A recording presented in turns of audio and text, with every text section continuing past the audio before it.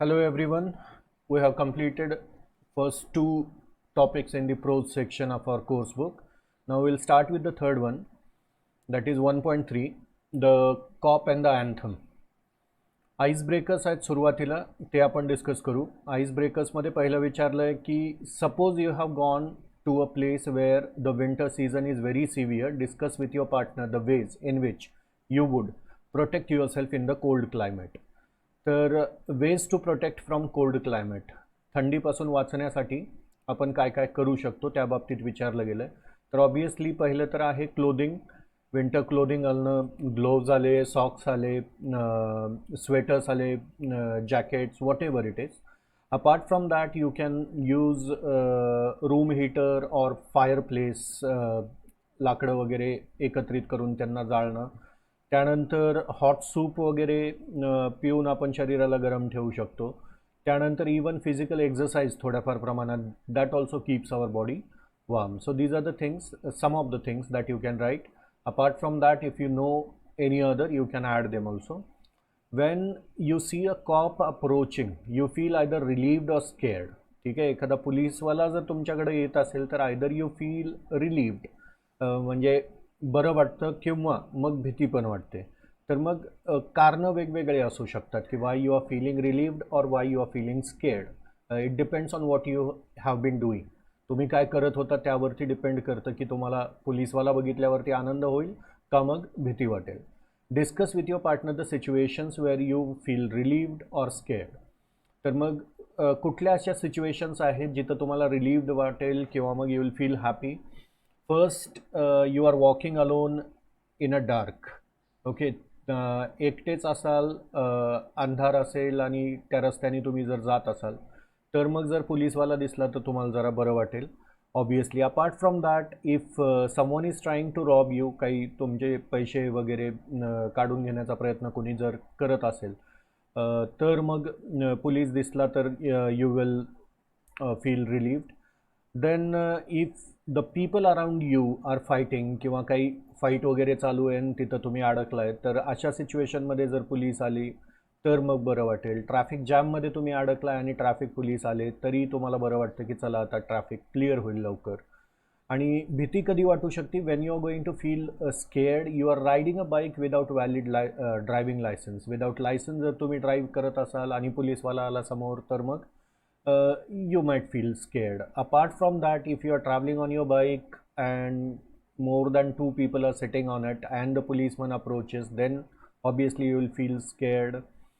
Apart from that, if you are part of the fight, if you are fighting with someone and the police appears, then obviously that's going to be a problem, so you will feel scared. Then the next one, discuss some of the motivating things that can change a person's life. One is given. Motivating things अशा कुठल्या आहेत ज्या आपलं आयुष्य बदलू शकतात. तर कधी कधी listening to an inspiring speech, that also is very motivating, and that's why that also can change our life. Apart from that, books on autobiography of successful people, म्हणजे महान जी लोक होऊन गेले तर त्यांच्या ऑटोबायोग्राफीज जर आपण वाचल्या तर मग इन्स्पायर आपण होऊ शकतो. ऑब्झर्विंग सक्सेसफुल पीपल अराउंड, आपल्या आजूबाजूला असलेले सक्सेसफुल काही लोक असतील तर त्यांना आपण ऑब्झर्व करून आपण इन्स्पायर होऊ शकतो. Apart from that, if you have any other points you can add to it. Will go to the next page. Now, O. Henry is the writer of this text, The Cop and the Anthem. O. Henry was born in 1862 and died in 1910. William Sidney Porter, an American writer, is better known by his pen name O. Henry. So his original name is William Sidney Porter, but it is his pen name O. Henry. या नावाने तो लिखाण करतो. He was a voracious reader since childhood. लहानपणापासून वाचनाची खूप त्याला आवड होती. होरॅशियस म्हणजे काय, खूप एक्स्ट्रीम, खूपच वाचन करण्याचा छंद होता.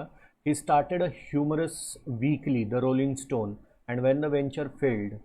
एक साप्ताहिक त्यांनी सुरू केलं होतं, ह्युमरस, जरा फनी, रोलिंग स्टोन नावाचं. बट द वेंचर हे जे चालू केलं होतं त्यांनी, जे मॅगझिन, ते फेल झालं. And he joined the Houston Post as a reporter, columnist and occasional cartoonist. तर एक न्यूजपेपर किंवा मॅगझिन त्यांनी जॉईन केलं, ह्युस्टन पोस्ट नावाचं, जिथं तो रिपोर्टर, कॉलमनिस्ट किंवा कधी कधी ऑकेजनली कार्टुनिस्ट म्हणून पण काम करायचा. The story The Cop and the Anthem is one of O. Henry's well-known stories. To describe his style of writing, people have often used the term smile with tears, which implies his twisted way of thoughts and endings in almost every story. Okay, the stories ज्या आहेत O. Henryच्या, they have a typical style of writing, interesting style of writing आहे जी लेखकाची आहे. आणि जास्त करून रीडर्सला when people read his stories, okay, there is always a smile on his face, on the readers face along with the tears, like mixed फिलिंगमध्ये वगैरे असा रीडर येतो, अशा टाईपच्या स्टोरीज वगैरे असतात त्याच्या, which implies his twisted ways of thoughts and endings in almost every story. प्रत्येक स्टोरीच्या एंडमध्ये जरासा ट्विस्ट वगैरे तो टाकत असतो, असं सांगितलं गेलं.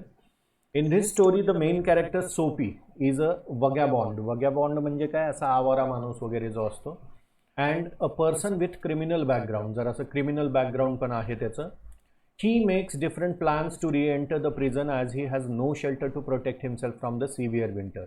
आता सोपी जे कॅरेक्टर आहे, जो प्रोटॅगनिस्ट आहे किंवा हिरो आहे या स्टोरीचा, एक वगॅबॉन्ड आहे, एक आवारा माणूस आहे, जरा क्रिमिनल बॅकग्राऊंड असलेला, आणि त्याचे आता प्लॅन चालू आहेत काय, तर reentering the prison as he has no shelter to protect himself from the severe winter. खूप जास्त थंडी, आता थंडीचा सीझन येणार आहे आणि त्यामुळं खूप थंडी वाजणार बाहेर रस्त्यावरती, कारण की त्याला घर नाही आहे स्वतःचं. त्यामुळं तो प्लॅन करतोय की आपण काहीतरी करून जेलमध्ये जावं, म्हणजे काय, थंडीचे जे 2-3 महिने आहेत ते आरामात जेलमध्ये जातील. The story ends in unexpected way, आणि जशा ओ हेनरीच्या स्टोरीज असतात, ह्या स्टोरीचा अंतसुद्धा जरासा अनएक्सपेक्टेड वेनीच होतो. O Henry has depicted Soapy's futile attempts to get arrested in a very humorous way. Futile म्हणजे निरर्थक, जे प्रयत्न सोपी करतो जेलमध्ये जाण्याचे, तर ते कसे निरर्थक होतात आणि कसा तो जाऊ शकत नाही जेलमध्ये, या बाबतीत आहे. आणि सगळं काही ह्युमरस पद्धतीने, फनी वेनी लिहिलं गेलं आहे. The Cop and the Anthem is about freedom and confinement. Freedom आणि कन्फाइनमेंट. कन्फाइनमेंट म्हणजे काय, you getting stuck in to one place. Confined असणं, प्रोटेक्टेड असणं सगळ्या बाजूनी, किंवा मग रादर बंद अशा ठिकाणी जाणं, जेलमध्ये बंद होणं वगैरे, कन्फाईन होणं असंही म्हणता येईल.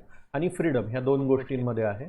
Initially Soapy feels that there is a freedom from miseries and worries. Okay, आता इथं इन कन्फाइनमेंट प्रिझन, आता त्याला फ्रीडम पाहिजे कशापासून, मिझरी म्हणजे त्रास, जो बाहेर त्याला थंडीचा होणार आहे, काळजी जी, खायला मिळेल का नाही व्यवस्थित वगैरे, ह्या सगळ्या गोष्टींचा जो त्रास होणार आहे, तर ते कन्फाइनमेंटमध्ये म्हणजे प्रिझनमध्ये गेल्यानंतर त्यापासून मुक्ती मिळणार आहे. Are you understanding? He is going into an confinement to gain a freedom from the miseries and worries. ठीक आहे. So the notes of anthem transform him from within, and he resolves to work hard. Soapy faces the irony of fate. That moment he realizes the real freedom lies in the virtuous life, and he is taken into confinement. Now story जी आहे ती पुढे चालून कशाकडे जाते की he then understand the notes of the anthem. जी anthem चालू असलेली जी प्रार्थना चालू असते ती ऐकल्यानंतर त्याच्या मनामध्ये एक परिवर्तन होतं आणि तो विचार करतो की व्हर्च्युअस आयुष्य आपण जगावं. पण at the same point by living outside he thinks of leading a virtuous life, and then suddenly what happens that he is taken in to confinement. So that's the story all about. Now we'll go to the story and go line by line. Cop and the Anthem. This is the story.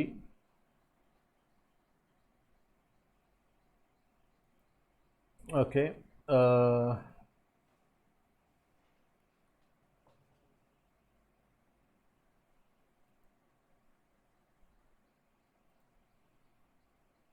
Soapy left his bench and strolled out of the square across the level of sea of asphalt.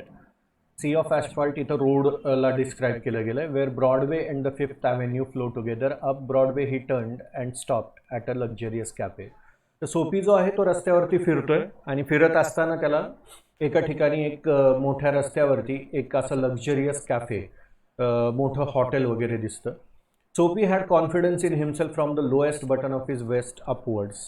आता हे जे आहे ते जरा lowest button of his waist म्हणजे शर्टचं जे शेवटचं बटन आहे तिथून वरपर्यंत त्याला कॉन्फिडन्स होता असं म्हटलं गेलंय. का? कारण की तिथून वरपर्यंतच त्याचे कपडे ठीकठाक होते, जे की एखाद्या चांगल्या रेस्टॉरंटमध्ये त्याला एंट्री मिळायला मदत करतील. त्याच्या खाली पॅन्ट किंवा त्याचे शूज वगैरे ते इतके चांगले नव्हते आणि त्याच्यावरती जर नजर पडली असती कोणाची तर maybe he would not have got an entry in to that cafe. So he was confident above his waist. Okay, confident because he had clothes which were good above his waist. Soapy had confidence in himself from the lowest button of his waist upwards.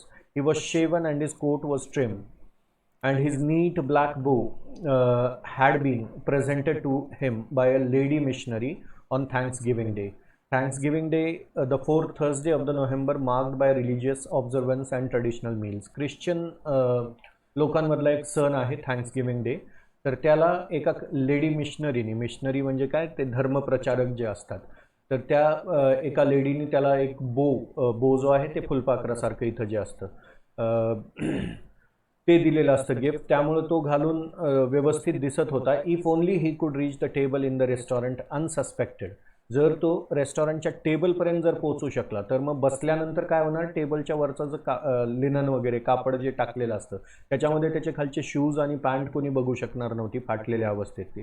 त्यामुळं he just wanted to enter the restaurant and get the table. If he could sit on the table he would be go unsuspected. If only he could reach the table in a restaurant unsuspected, success would be his. त्याचा plan काय होता तर entering into a restaurant and having a meal there. The portion of him that would show above the table would raise no doubt in the waiter's mind. जो टेबलच्या वरती दिसणारा त्याचा शरीराचा भाग होता तो बघून कुठल्याही वेटरला असा डाऊट येणार नाही की याची अवस्था अशी नाही आहे की तो ह्या रेस्टॉरंटमध्ये जेवण करू शकतो. Okay, so the portion of him that would show above the table would raise no doubt in the waiter's mind. A roasted mallard duck, thought Soapy, would be about the thing, with a bottle of wine and then some cheese, a cup of coffee and a cigar. हे सगळं menu आहे किंवा ह्या सगळ्या गोष्टी तो खाण्याचा विचार करतोय की रेस्टॉरंटमध्ये जाऊन बसल्यानंतर मी ह्या गोष्टी ऑर्डर करीन. एक रोस्टेड मलाड डक, त्यानंतर बॉटल ऑफ वाईन, सम चीज आणि कॉफी आणि एक cigar. $1 for the cigar would be enough. असा तो हिशोब करतो की जवळपास मी इतक्या रुपयाचं वगैरे तिथं बसून खाईन. Okay, a cup of coffee and cigar. $1 for the cigar would be enough. The total would not be so high as to call forth any extreme of revenge from the cafe management, and yet the meat would leave him filled and happy for the journey to his winter island. तर winter island इथं describe कशासाठी केलं गेलेलं आहे, ते prison जे आहे, gel जे आहे जिथं त्याला जायचं आहे. का? कारण की त्याला थंडीपासून वाचायचं आहे. ओके, आणि त्यामुळं तो म्हणतो की त्या विंटर आयलँडला मला पोचण्यासाठी, हे तिथंपर्यंत पोचण्याच्या जर्नीमध्ये कामी काय येणार आहे तर हे खाल्लेलं डक वगैरे जे आहे दॅट विल बी इनफ. आणि असा तो प्लॅन करतो. बट आज Soapy set foot inside the restaurant door. जसं सोपीने रेस्टॉरंटच्या दरवाजात पाऊल ठेवलं, the head waiter's eye fell upon his tattered trousers and decadent shoes. तितक्यात रेस्टॉरंटच्या आतमध्ये गेल्याबरोबर एका वेटरचं लक्ष गेलं त्याच्या पॅन्टवरती फाटलेल्या टॅटर्ड ट्राउझर्स फाटलेली पॅन्ट आणि फाटलेले shoes. Strong and ready hands turned him about and conveyed him in silence and haste to the sidewalk and averted the ignoble fate of the menaced mallard. आता सोपी लेखक असं म्हणतोय की सोपी मध्ये एंटर करू शकला नाही आणि त्यामुळे जे डक तो खाण्याचा प्रयत्न करणार होता किंवा खाणार होता त्या डकच्या नशिबात सोपीचं खाणं नव्हतं असं लेखक म्हणतोय. सो हा एक पहिला प्रयत्न होता त्याचा जो फेल झाला in order to enter the jail. You might have seen पीकेमध्ये जसं आमिर खान तो प्रयत्न करत असतो, पीके प्रयत्न करत असतो पावसाचा सीझन असल्यामुळं जेलमध्ये जाऊन राहण्याचा वगैरे, ते इन्सिडेंट तुम्हाला माहितीच असेल. So in the same way Soapy is a character who wants to spend his time during the winter season into the jail, and that's why he is trying different things in order to get into jail. So we'll continue with the next part of the story in the next lecture.